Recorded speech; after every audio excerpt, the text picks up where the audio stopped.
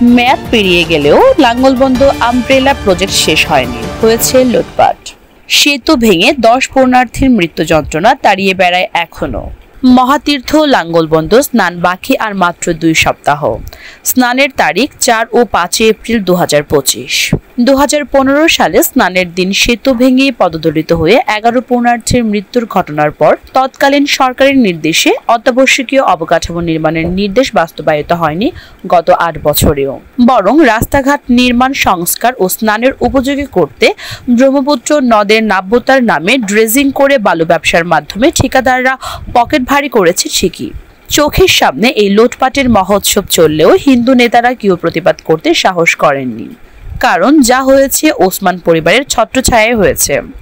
কথিত আছে তাদের অনুগ্রহেই পদ স্নানোৎসব উদযাপন কমিটির নেতৃবৃন্দের।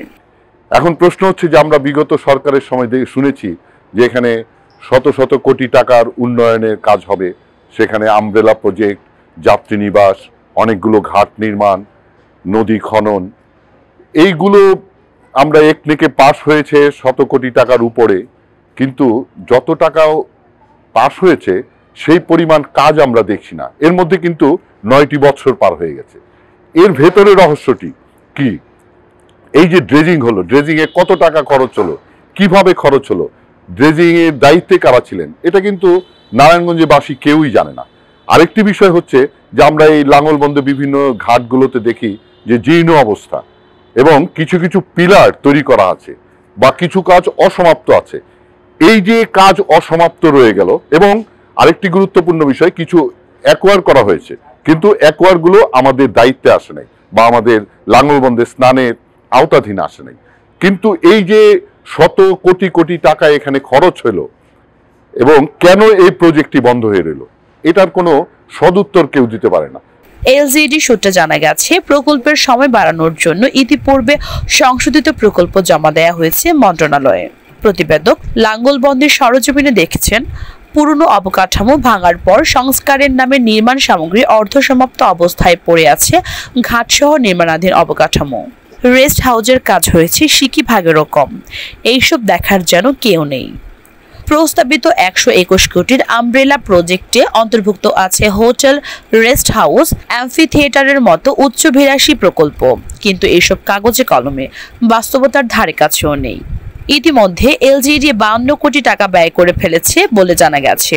স্থানীয়রা বলছেন, টাকার অঙ্কের সঙ্গে কাজের কোনো মিল নেই। নদীটা কাজ ছিল ওটারই, আর খাম্বা বানায় রাখছে কয়েকশো, গার্ড করবো কি করবো না করবো খবর নেই। টয়লেট তো টেম্পোরারি, মেলার সময় দিয়ে একটা করে থাকতো, দিয়া ডালে খালে এইটুই। এই একটা ছান গার্ডের মধ্যে হাজার হাজার লোক, এই লোকের মধ্যে একটা টয়লেট দা মহিলার ব্যাপার কি করবো, একটা দুইটা টয়লেট দিয়েছ, ওগুলাকে ভ্যাট দিয়া দিয়া দেয়, বাস শেষ। এত লোক আইয়ে 100 দরকার, 13-14টা ঘাট আছে, এই ঘাটগুলোর সব গাড়ির টয়লেট দরকার।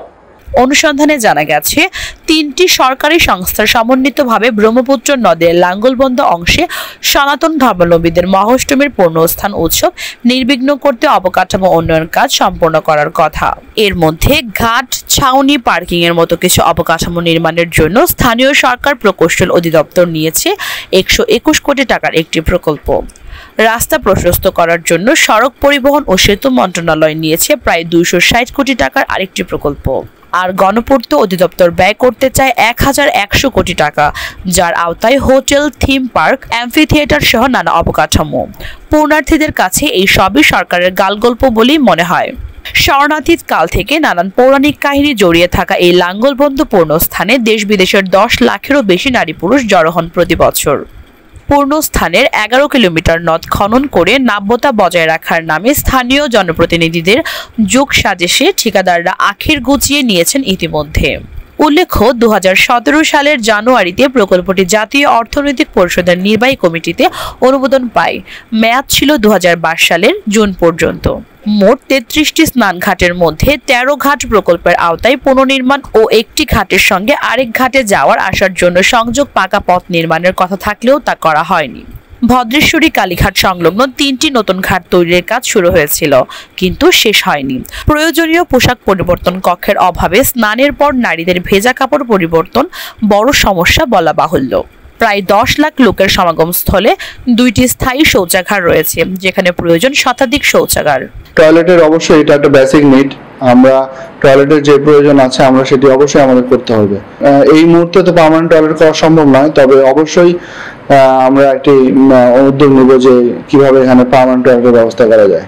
লাঙ্গলবন্দ তীর্থস্থান পরিদর্শনে এসে স্নানোৎসব উদযাপন ফ্রন্টের আহ্বায়ক অর্পণা রায় দাস বলেন, এখানে শুধু সভাপতি হলেই সবকিছু শেষ না। আমাদের হিন্দু সম্প্রদায়ের আমি যতটুকু দেখলাম এখানে পর্যবেক্ষণ করে পরিদর্শন করে আমাদের অনেকগুলো মন্দির ভেঙে গুড়িয়ে দেওয়া হয়েছে বিগত দিনে, বা অনেকগুলো জায়গা দখল করা হয়েছে। আমরা যদি এই হিন্দু সম্প্রদায়ের জন্য কিছু করতে পারি তাহলে আমার সার্থকতা হবে এই সভাপতিত্বের।